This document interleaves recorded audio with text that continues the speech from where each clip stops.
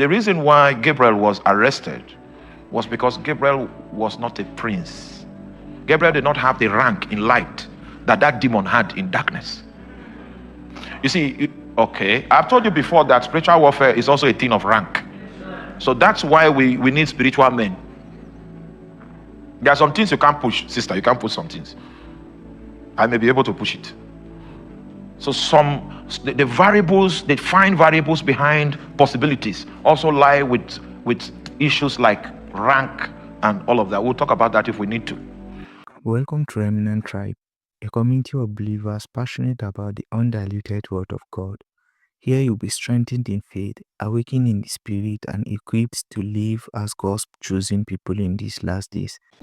The thing about the gospel is that it is the conduit through which the light of God is dispensed on nations and over peoples. So if the gospel makes a majestic entrance into a people group, all right, it is going to result in development and so many great things that you will see over time, because with the light of God is goodness and mercy. And if we decide to camp around witchcraft, around darkness, you will see that also in the outlook of our corporate reality, in terms of reproach and all of that. So Satan wants to put his signature upon everyone that serves him. So in the southwestern part of Nigeria, you will see the evidence of the gospel. I'm not saying we have a situation of 100% reached people, but because of that goodwill that accompanied the fact that the gospel was received into that corridor, there's evidence so to show. If you move to a place like, there's a place called Borno. It's one of the ironclad Islamic terrains.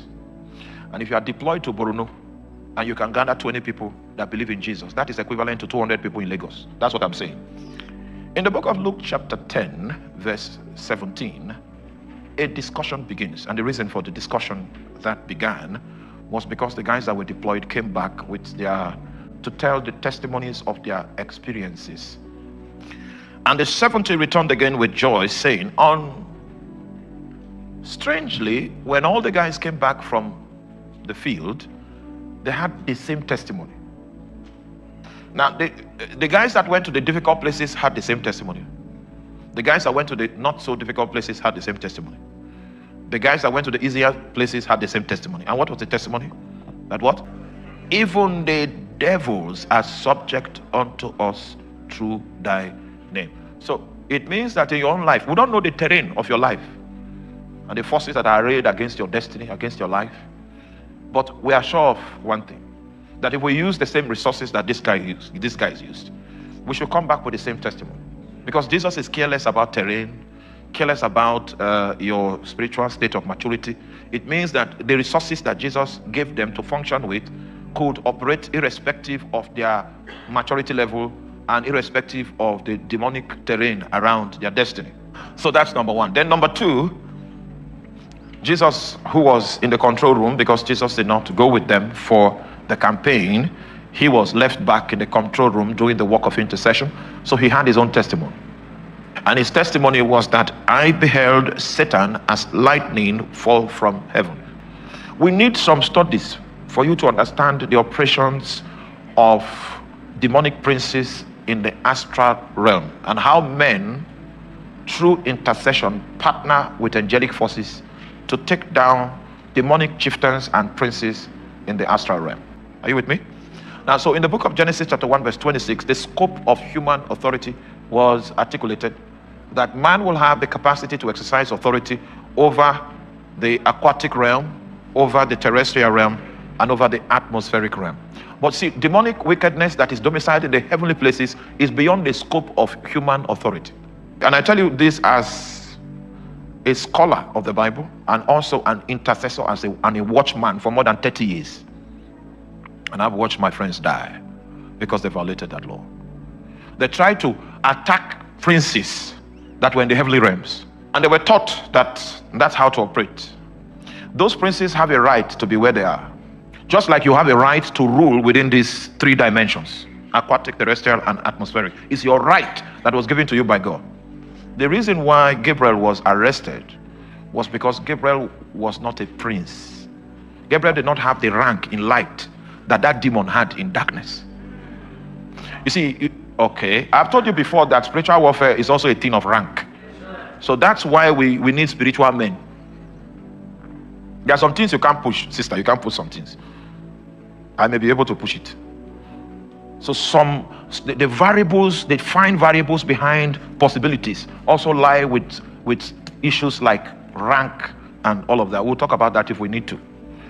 The reason why Gabriel was arrested was because Gabriel was not a prince. Gabriel did not have the rank in light that that demon had in darkness.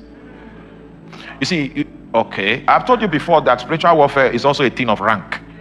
So that's why we need spiritual men. There are some things you can't push, sister. You can't push some things. I may be able to push it. So the variables, the fine variables behind possibilities also lie with issues like rank and all of that. We'll talk about that if we need to. So Gabriel was not a prince. So the prince of Persia was able to bind him. So, but you notice that Daniel continued praying. Even though his prayer was answered the first day, he continued that prayer for 21 days. On the 21st day, God had to send a prince. So I will tell you about the sevens. 7, 14, 21. It's our intercessory numbers are going to be numbers to the base 7. The 21st day, then a prince was now sent out of heaven. That prince has the rank in light to combat this prince in darkness. You get it? So Michael now began to engage the prince of Persia, and he released Gabriel from prison, and Gabriel now ran to Daniel. Gabriel used to appear to Daniel in dreams before, but because of that situation, he couldn't wait for Daniel to sleep, and that's why he appeared to him. An angel will never want to appear to you like this until there is a situation that makes it imperative for that encounter to take place. They will want to come in your dreams and speak to you. All right? So, in my own experience, I have seen an angel physically like this once, right? And he gave me a message. That was on the 13th of January 2003. Gave me a message that came to pass. It came to pass on the 16th of April 2003. He came to tell me about a job that I was going to be given. The establishment that I was going to be employed in did not exist when the angel came to me. I have seen Jesus physically like that once. But in dreams, I see him. In visions, even today, I might even see him.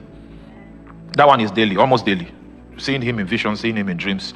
But physically, to come into the room, I've seen him like that once. There was another time he came. I could sense that he was there. He even showed me signs, but he didn't allow me to see him. Right?